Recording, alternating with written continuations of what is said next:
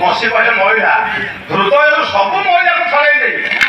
ଗୋଟିଏ ଚନ୍ଦ୍ର ଯଦି ଏକାଠି ହେଇ ଗୋଟିଏ ହେଇଯିବେ ତଥାପି ମୋ ମାଇଁ ମୁହଁ ସାଙ୍ଗେ ସମାନ ହେବେ। ମୋ ମାଇଁ ମୁହଁ ଏତେ ସୁନ୍ଦର ଖାଲି ମୋ ମାଇର ମୁହଁ ସୁନ୍ଦର ନୁହେଁ, ମୋ ମାଇର ହସ, ମୋ ମାଇ ହସି ନେଲେ ସତେ ଯେମିତି ଅମୃତ ଧରି ପଡ଼େ। ବହୁତ ସୁନ୍ଦର ମୋ ମାଇ ହସ।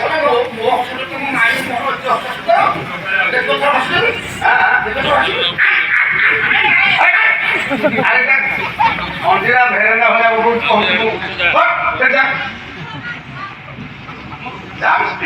ପିଲା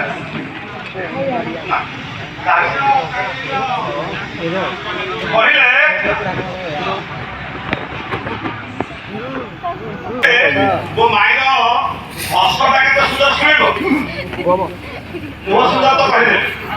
ଛଡ଼ାଇ ହୃଦୟ ବସି ହୃଦୟରୁ ସବୁ ମହିଳାକୁ ଛଡ଼ାଇ ଦେଇ ଗୋଟିଏ ଚନ୍ଦ୍ର ଯଦି ଗୋଟିଏ ହେବେ ତଥାପି ମୋ ମାଇ ମୋ ସାଙ୍ଗେ ସମାନ ହେବେ। ଏତେ ସୁନ୍ଦର ମୋ ମାଇ।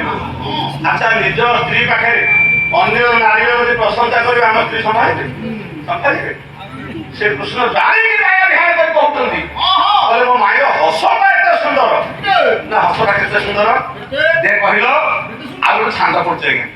କହିଲେ ସେ କିଏ? ଭଗବାନ କୃଷ୍ଣ। କହିଲେ ଶୁଣ ମୋ ମାଇର ହସଟା କେତେ ସୁନ୍ଦର। ପ୍ରବନ୍ଧ ପୂର୍ଣ୍ଣଚନ୍ଦ୍ର ଉତ୍କଳ ଭାଣିଚନ୍ଦ୍ର ତୁମେ ଭାଗବତ ରାଜୁ ବାଜା ବାଜା ଠିକ ଦେଖ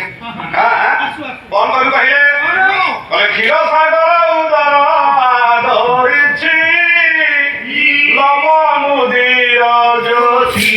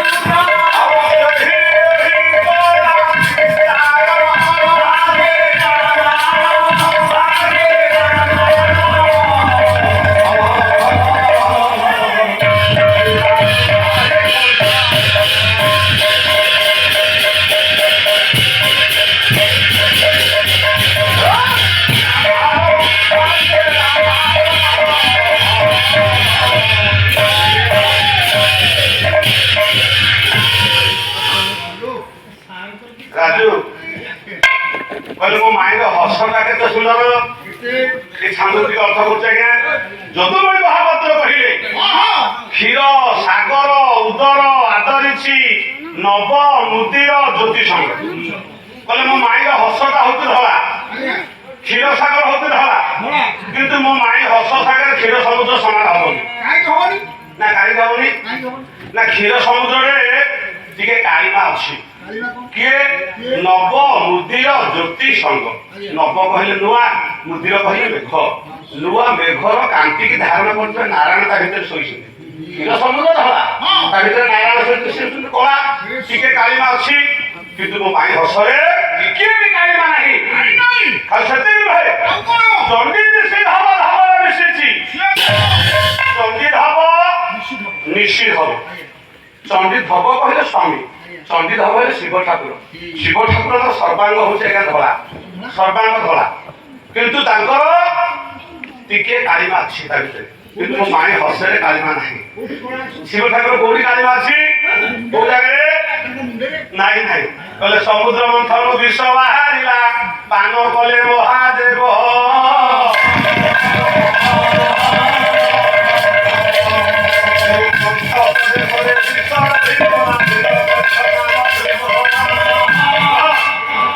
ସମୁଦ୍ର ମନ୍ଥନ ହେଲା, ଭଗବାନ ଶଙ୍କର ବିଷ ତାକୁ ବୁଝିଲି ବିଷ ଏଇ ଜାଗାରେ ରହିଗଲା ଏଇ କାମ କଳା ପଡ଼ିଗଲା ତାଙ୍କ ନାଁ ସେଇଦିନକୁ ନୀଳକଣ୍ଠ ହେଇଗଲା ତେଣୁ କହିବା କଥା ସମୁଦ୍ର କ୍ଷୀର ସମୁଦ୍ର ଧରା ମୋ ମାଇର ହସ ଧରା କିନ୍ତୁ ମୋ ମାଇ ହସ ସାଙ୍ଗେ କ୍ଷୀର ସମୁଦ୍ର ସମାନ ହେଇପାରିବନି ଶିବ ସମାନ ହେଇପାରିବେନି ଆଉ କିଏ କିଏ ନିଶ୍ଚିତ ହବ ହଉଛନ୍ତି ଚନ୍ଦ୍ର ଚନ୍ଦ୍ର ମୋ ମାଇ ହସ ସାଙ୍ଗେ ସମାନ ହଉନି ଚନ୍ଦ୍ରରେ କଳଙ୍କ ଅଛି ମୋ ମାଇ ହସ ଏତେ ପ୍ରଶଂସା କରିଦେଲେ ଅଷ୍ଟପାଠ କହିଲେ ସେ ଏତେ ସୁନ୍ଦର ଶୁଣ ଶୁଣିବ ମୋ ମାଇ କେତେ ସୁନ୍ଦର ଗୋଟେ ଶ୍ଲୋକ ପଢୁଛି କୃଷ୍ଣ ବାରମ୍ବାର କହୁଛନ୍ତି ଆମର ନାଟକରେ ଯୋଉଠି ଯାହା ଲାଗିଲା ଆପଣ ଦେବେ ଛାନ୍ଦ ଲାଗିଲେ ଦବ ଖୁସି ଲାଗିଲେ ଦବ କାମତି ଲାଗିଲେ ଦବ ଶକ୍ତି ଲାଗିଲେ ଦବ ଆମର ଟିକେ ଗୋଠ ସେଣ୍ଢ ଦେଇଦିବ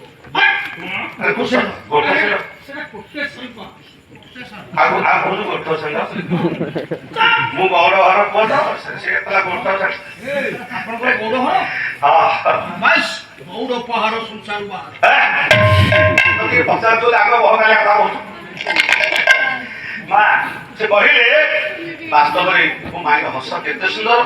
ଆଉ ମୋ ମାଇ କେତେ ସୁନ୍ଦର ଟିକେ ଶୁଣ ଗୋଟେ ଶ୍ଲୋକ ପଢୁଛି ଶୃଙ୍ଗାର ତେଲ ଆପଣମାନଙ୍କର ବିଶ୍ୱକବି କାଳିଦାସ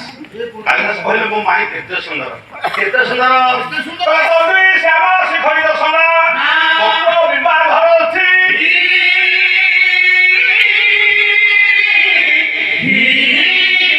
ମଧ୍ୟରେ କ୍ଷମା ଚକିତ ହରିଣୀ ପ୍ରେକ୍ଷଣ ନିମ୍ନ ନାଭି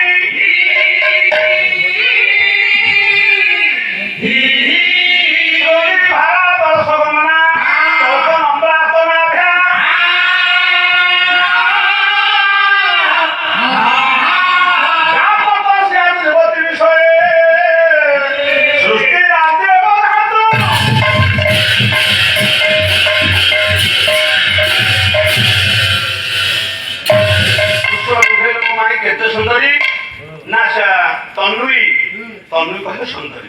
କେମିତିକା ସୁନ୍ଦରୀ ମୋ ମାଇ ହଉଛି ଶ୍ୟାମା ନାରୀ ଶ୍ୟାମା ନାଇଁ ନାଇଁ ମା ଶ୍ୟାମା ନାରୀ କିଏ ଶ୍ୟାମା ନାରୀ କାହାକୁ କହନ୍ତି ଶୁଣୁ ନାଇଁ ନାଇଁ ସେ ଶ୍ୟାମା ନାରୀ ନୁହେଁ ଶ୍ୟାମା ନାରୀ କିଏ ଆଉ ଗୋଟେ ଶ୍ଲୋକ ପଢୁଛି ଶ୍ୟାମା ନାରୀ କାହାକୁ କହିବା ପୁଅ ଶ୍ୟାମା ନାରୀ କିଏ ଶୀତେଷୁ ଶସ୍ମ ସର୍ବାଙ୍ଗୀ ଗ୍ରୀଷ୍ମେଷୁ ଶୀତଳା ଭବେ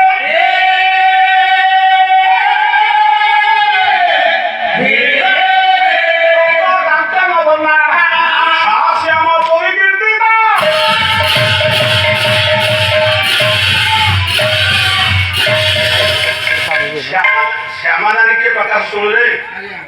ଶୀତେଷୁ ଶସ୍ମ ସର୍ବାଙ୍ଗୀ ମା ଯୋଉ ନାରୀର ଦେହଟା ଶୀତ ଦିନ ଉଷୁମ ଲାଗିବ ଆଉ ଗ୍ରୀଷ୍ମ ଦିନେ ଶୀତଳ ଲାଗିବ ବୁଝିପାରିଲୁ ଦେଢ଼ ମାସ ତଳେ ଆପଣଙ୍କୁ ଆମ ଘରକୁ ଯାଇଥିଲେ ମୁଁ ଆପଣଙ୍କୁ ଗେଷ୍ଟ ହିସାବରେ ଡକେଇଥିଲି ମିଠା ପିଠା ଦେଲି ପାମ୍ପଡ଼ ଫାମ୍ପଡ଼ ଦେଲି ଆପଣ ଖାଇଲେ ମୋର ଘରେ ଦେଖିଦେଲି ଆସିକି ଆପଣ ଶୋକଡ଼ା ଏଠି ଅଞ୍ଚଳରେ ଗାଇଲେ ତୋ ଘରେ ଦେଖିଲି କାହାକୁ ଆପଣ ଯୋଉ ଶୋକଡ଼ା ଗାଇଲେ ଯୋଉ ଅର୍ଥଟାକୁ ବୁଝେଇଲେ ସବୁ ଯାକ ମୋ ସ୍ତ୍ରୀ ଆଡ଼େ ଯାଉଛି ଆଉ ତାମାନେ ତୋ ସ୍ତ୍ରୀର ଦେହଟା ଶୀତ ଦିନେ ଉଷୁମ ଆଉ ଥଣ୍ଡା ସତ ଆମ ଘରେ କମଳ ନାହିଁ କି ଧାନ ନାହିଁ କାହିଁକି ଖରା ଦିନେ ଆମ ସ୍ତ୍ରୀ ନେଇ ଗୋଟେ ଘର ଭିତରେ ଶୋଇ ଦଉଛୁ ଆମ ପିଲା ପିଲା ଚାରିପଟେ ଶୋଇ ପଡୁଛୁ ଗୋଟେ ଘର ଦେଇ ଦଉଛୁ ଗରମ ନାହିଁ ପୁରା ହମାଳ ଶୀତ ଦିନ ତାକୁ ସେମିତି ମଝିରେ ଶୋଇ ଦଉଛୁ ଆମେ ତ ଚାରିପଟେ ଶୋଇ ପଡୁଛୁ ଗୋଟେ ଘର ଦେଇ ଦଉଛୁ ବିନା କମଳରେ ଆମେ ଅତି ହଉଛୁ ତୋ ନାରୀ ହଉଛି ସେ ତୋ ସ୍ତ୍ରୀ ହଉଛି ଶ୍ୟାମା ନାରୀ ଆଚ୍ଛା ଦିଟା କଥା ତୁ ଠିକ କହିଲୁ ହେଇଥିବ ମୁଁ ତ କହିପାରିବିନି ତାର ଆରମ୍ଭଟା ତିନିଟା ଗୁଣ ଲକ୍ଷଣ ଶୀତ ଦିନେ ତା ଦେହଟା ଉଷୁମ ଲାଗିବ ଖରା ଦିନେ ଶୀତ ଲାଗିବ ତପ୍ତ କାନ୍ତର ତା ଦେହର କାନ୍ତି ପୁରା ସୁନା ଭଳିଆ ତା ଦେହ ତୋ ସ୍ତ୍ରୀର ଦେହ ରଙ୍ଗଟି କେମିତିକା ଆରେ ଜହ୍ନି ମଞ୍ଜି ଭଳିଆ କଳା ହଉଛି ତା ସ୍ତ୍ରୀ ସେ ଶ୍ୟାମା ନାରୀ କେମିତି ହବ ନା ତୋ ସ୍ତ୍ରୀ ଶ୍ୟାମା ନାରୀ କହିଲେ ମୋ ମାଇ ହଉଛି ଶ୍ୟାମା ନାରୀ ଶ୍ୟାମା ନାରୀ କିଏ ଶୀତ ଦିନେ ଯୋଉ ନାରୀର ଦେହଟା ଉଷୁମ ଲାଗିବ ଖରା ଦିନେ ଶୀତଳ ଲାଗିବ ପୁରା ସୁନା ଭଳିଆ ତା ଦେହର କାନ୍ତି ହେଇଥିବ ସେ ହେଉଛି ସେମାନେ ତମ ମାଇଁ କେତେ ସୁନ୍ଦରୀ ଆଉ ଗୋଟେ ଶ୍ଲୋକ ପଢୁଛି ତ ଶୁଣ ମୋ ମାଇଁ କେତେ ସୁନ୍ଦରୀ କେତେ ଶ୍ଲୋକ ଆଉ ଶ୍ଲୋକ ତ କହିଲେ ବହୁତ ଶ୍ଲୋକ ପଢିବି ଯେତିକି ଦରକାର ଭାଇ ଅଧିକ କାହିଁ କହିଲ ଶ୍ଲୋକରା ଗାଇବନି ଘରେ ଗାଇବ ମୋ ମା ମାନେ ବସନ୍ତି ଆଉ ପିଲାମାନେ ବସନ୍ତି ସମସ୍ତେ ଦେଖି ପିଲା କରିବେ ନା କେତେ ଶ୍ଲୋକ ଶିଖିଲେ ସବୁ ଏଇ ମଞ୍ଚରେ ଗାଇବ ଏଠି ଗାଇବନି ଆପଣ ଘରେ ଗାଇବ বলে অশেষ লাবণ্যবতী বতী বতী বিভা ভরি কান্ত মুখী কটাক্ষ বাণে হৃদয় গহন্তং অহো মৃগাক্ষী তরুণী অশেষ লাবণ্যবতী বতী বতী যেতে লাবণ্য সংসারে অছি সর্ব লাবণ্যর শেষ সীমার মো মাইর শরীর মো মাইর এতে সুন্দর মো মাই মো মাইকে গোটিয়ে পন্থা ভুলি পার নাহি রাধা কথা কহিলে ইয়ে অস্তবাদ ভাবিলে কত সুন্দর স্ত্রী আছে কোন সে কোটি রাধা কইতা তো ভুলি না জেনেস্তে আমি কোন বল জেনেস্তে আমি আর কে গোটিয়ে রহিবু তম পাখে সে কহিলে তম রাধাକୁ ଭଲ ପାଉଛୁ ତମ ମାଇକି ଭଲ ପାଉଛୁ ଆମେ 8 ଜଣ ତମର ସ୍ତ୍ରୀ ଅଛୁ ଆମକୁ ଗୋଟିଏ କାହାକୁ ଭଲ ପାଉଛୁ ଆମେ କାହିଁକି ରହିବୁ ଆମେ ସୁସାଇଡ୍ କରିକି ମରିବୁ ଆମେ ସମସ୍ତେ ଭାଗ୍ୟହୀନା ହେଇଗଲୁ ମା ତମେ ସବୁ ଦୂରରେ ସବୁ ବସିଛ ପିଲେ କୁହ ଭାଗ୍ୟ ଭକ୍ତି ନାରୀ କିଏ ଆଉ ଭାଗ୍ୟହୀନା ନାରୀ କିଏ ମନେ ରଖ ପ୍ରକାଶ ଭାଗ୍ୟବତୀ ନାରୀ କିଏ ଭାଗ୍ୟହୀନା ନାରୀ କିଏ ଭାଗ୍ୟବତୀ ନାରୀ କିଏ ସ୍ୱାମୀ ଗୁଣାନନ୍ଦ ଗୋସ୍ୱାମୀ କହିଦେଲେ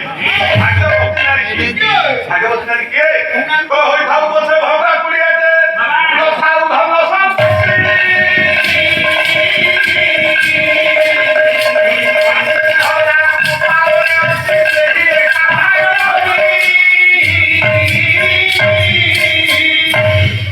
মা ভাগ্যবতী কিଏ ଶୁଣ କବି କହିଲେ ହୋଇଥାଉ ପଛେ ଭଙ୍ଗା କୁଡ଼ିଆଟେ ଘର ଧନ ସମ୍ପତ୍ତି ନଥାଉ ଘରେ ଖାଇବାକୁ ଠିକ ନଥାଉ କିନ୍ତୁ ସ୍ୱାମୀ ସ୍ନେହ ଯୋଉ ସ୍ତ୍ରୀ ପାଏ ସ୍ୱାମୀ ଧୀରେ ଧୀରେ ସ୍ୱାମୀ ସ୍ନେହ ଯୋଉ ମା ପାଏ ସେ ହଉଛି ମା ଭାଗ୍ୟ ସ୍ୱାମୀ ଯାହାକୁ ଭଲ ପାଏ ସେ ହଉଛି ଭାଗ୍ୟ ଭାଗ୍ୟହୀନା କିଏ ଆଉ ଗୋଟେ କଥା କହିଦେବି ଭାଗ୍ୟହୀନା ତାରି କିଏ କହିଲେ ଧନ ସମ୍ପଦରେ ପୁରୀ ଥାଉ ଘର ଯୋଗ୍ୟ ହୋଇଥାଉ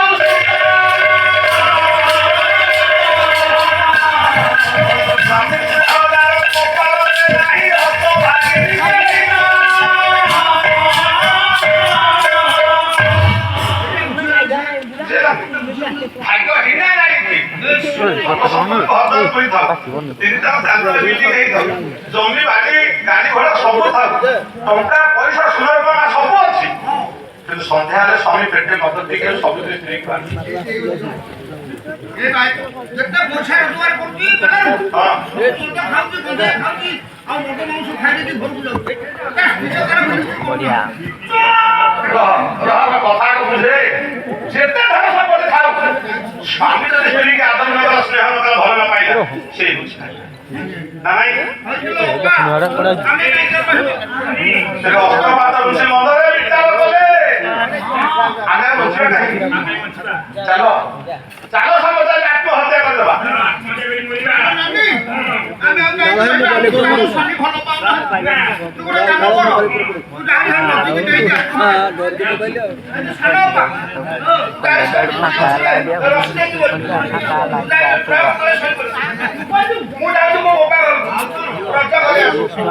ସେ ମରିବେ ତ ଆସି ସଂସାର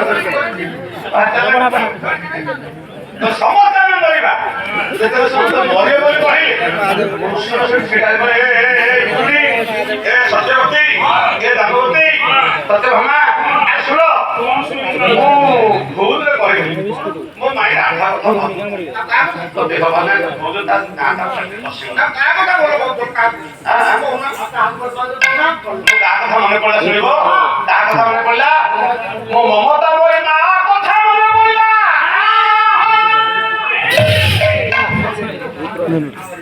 ମା କଥା ଆଗେ ରାଧା କଥା କହୁଥିଲେ ଯେତେବେଳେ ଏମାନେ କହିଲେ ରାଧା କିଏ ଭଲ ବୋଲ ଆମେ କାହିଁକି ଭାବୁଛୁ ନାଇଁ ମୁଁ ରାଧା କଥା ଭଲ ଭାବୁଥିଲି ଦେବକୀ ବସିଛନ୍ତି ବସୁଦେବ ଅଛନ୍ତି ସିଏ ଭାବୁଛନ୍ତି ଆଚ୍ଛା ଦେବକୀ କଥା ମୋ କଥା ଭାବିଲେ କି ଦେବକୀ ଭାବିଲେ କିନ୍ତୁ କୃଷ୍ଣ କହିଲେ ନା ଶୁଣ ମୁଁ କୋଉ ମା କଥା ଭାବୁଥିଲି ମୁଁ ଭାବୁଥିଲି ମୋ ମା ଯଶୋଦା କଥା ସମସ୍ତେ ଆଶ୍ଚର୍ଯ୍ୟ ହେଲେ ରାଜା ହେଲେ ଅଷ୍ଟପାଠ ବଂଶୀ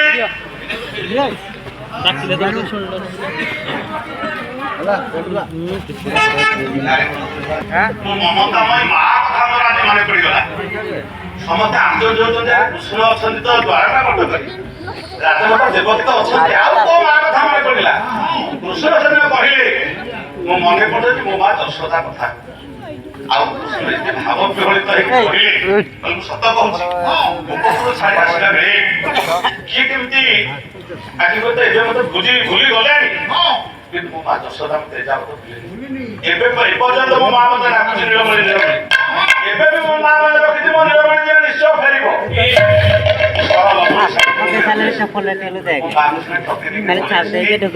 ସତ କହୁଛି ମୁଁ ଆସିଲା ବେଳେ ମୋ ମା କଥା ମୋ ମା କାନ୍ଦିଲା ଆଉ ଆସିଲା ବେଳେ ପଥର କହିଲେ ମୋ ବାପା ତୁ ମତେ ଛାଡି ଚାଲିଗଲେ ନିଶ୍ଚୟ ମରିଯିବି